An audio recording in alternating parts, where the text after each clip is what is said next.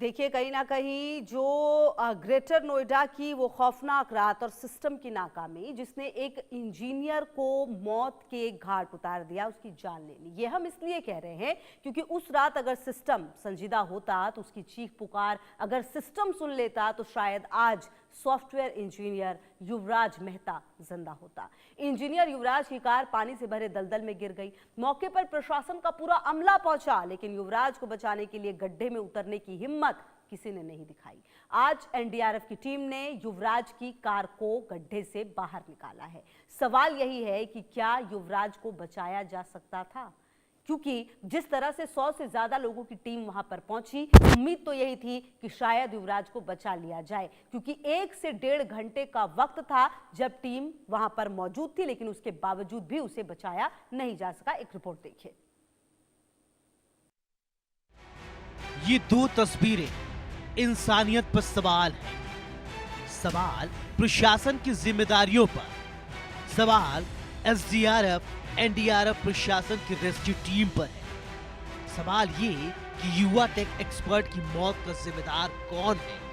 20 जनवरी की देर शाम एनडीआरएफ की टीम को सफलता मिली। टीम ने दलदल से सनी और झाड़ झंखाड़ से भरी कार को आखिर ढूंढ निकाला। पानी से भरे दलदल में एनडीआरएफ की टीम ने कई घंटों की मेहनत के बाद ये सफलता पाई।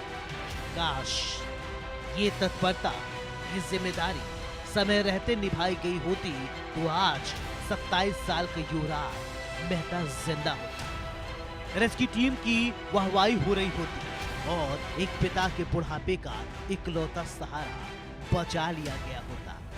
वो 80 मिनट की चीखें और सोता हुआ सिस्टम, पिता की आंखें अपने बेटे को देख नहीं पा रही थी, नहीं बेटा ही घने कोहरे में किसी को देख पा रहा था। लेकिन नोएडा की चमचमाती सड़कों और ऊंची अट्टालिकाओं के बीच युवराज की चीखें उसकी बेबसी का इंतहा शोर मचा रही थी। चीखों में जिंदा रहने की भी भीख थी, प्रशासन से बचा लेने की गुहार थी। 80 मिनट तक चीखें कोहरे को चीरती हुई पिता के कानों में पिघले शीशे की तरह उतरती गई, लेकिन मजबूर पिता कुछ न कर सका। आखिरकार युवराज की चीखें 30 फीट गहरे दलदल में हमेशा के लिए दफन हो गई। जिम्मेदारी मौके पर पहुंचे एसडीआरएफ, एनडीआरएफ, फायर ब्रिगेड और पुलिस प्रशासन की थी। बेशक हाथ को हाथ नहीं दिखाई दे रहा था, लेकिन आवाज युवराज की मौजूदगी की जगह की तस्दीक कर रही थी। सैकड़ों लोग तमाशा देखने के लिए जो जमा थे, लेकिन युवराज की चीखों का जवाब किसी के पास नहीं था। चीखों का पीछा करते हुए उस तक पहुंचना नामुमकिन तो नहीं था। अगर प्रशासन ने हिम्मत दिखाई होती तो उसकी जान बचाई जा सकती थी। वहां पहुंचे एक युवक ने मदद की कोशिश की, लेकिन नाकामयाब रहा। उसकी बातों से वहां मौजूद प्रशासन की नाकामी और कोताही साफ साफ झलक रही है। कपड़े उतारने के बाद गाड़ी जो है 12 बजने में 15 मिनट थी जब गाड़ी यहाँ से सीधी दाग चुकी थी पानी में।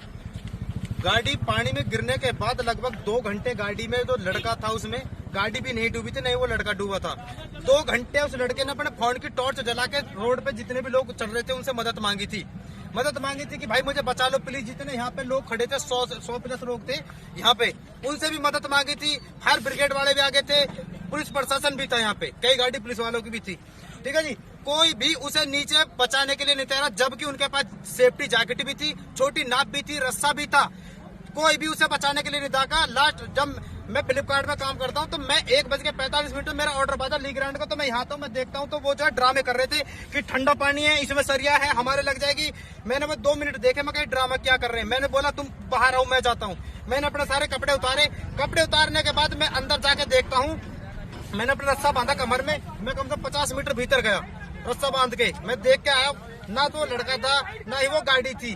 फिर जितने भी यहाँ पे जो मतलब फायर ब्रिगेड वाले थे, जो प्रशासन था, जो भी है सरकारी महकमा, उसमें उनमें से कुछ लोग ये बोले थे भाई आप 10 मिनट पहले आ जाते तो वो लड़का बच जाता। मैं बोला मैं एक चीज बताओ, जिस चीज के लिए पर्सनली उस चीज के लिए जो भर्ती हुए हैं वो फेल हो गए, और मुझे कहा जा रही थी या मेरे पास किसी की कॉल आ रही थी या मैं सरकारी महकमे से हूँ या मैं कोई अधिकारी, मैं एक नॉर्मल इंसान हूँ। फिर मैं 50 मीटर तक कम से कम 40 मिनट मैंने वो भाई ढूंढा पानी में। एक युवा इंजीनियर जिसकी आंखों में भविष्य के सपने थे, वो अपने ही शहर के एक दलदल भरे गड्ढे में कैद हो गया। कार तो निकाल ली गई, लेकिन वो जिंदगी नहीं निकाल पाई, जिसे बचाने के लिए प्रशासन ने 80 मिनट लगा दिए। सवालों के घेरे में नोएडा अथॉरिटी, एसडीआरएफ की टीम सभी है। क्या घने कोहरे का बहाना एक जवान बेटे की जान से कीमती था? 80 मिनट तक युवराज अपने पिता को फोन पर चिल्लाता रहा, चिल्ला कर पुकारता रहा। चीखे वहां मौजूद प्रशासनिक अमला भी सुन रहा था, लेकिन प्रशासन कोहरे की चादर में अपनी नाकामी छिपा रहा था। नोएडा के सेक्टर 150 में हुई इस अमानवीय घटना ने लोगों को भीतर तक झकझोर कर रख दिया।